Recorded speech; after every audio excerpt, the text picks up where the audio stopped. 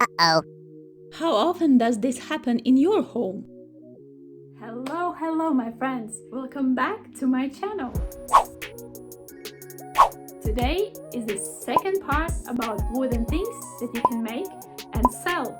Today we will talk about coasters, very useful thing at home. You can make them in different shapes, materials and sizes. Each material offers a different aesthetic, so your choice will depend on the look you're going for and the kind of durability you need. Select wooden coaster blanks that are the size and shape you want. For example, you can make a set of 4 or 6 coasters. Popular choices are square or round wooden coasters, typically around 4 inches by 4 inches. Today I will use a laser to create engraved wooden coasters. Different types of wood like birch, maple or walnut engrave differently, with some showing more contrast than others. Darker woods tend to show the engraving more clearly.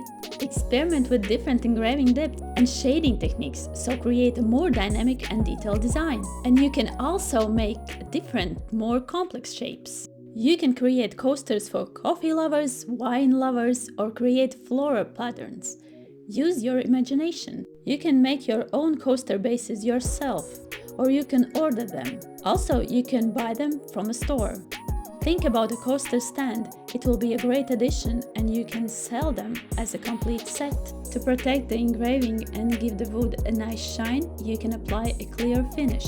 This will also make the coasters more water resistant and durable. You can paint them to highlight some of the elements. I hope this video was useful if you are thinking about starting your own small wooden business. Thanks for watching and see you in the next part. Bye!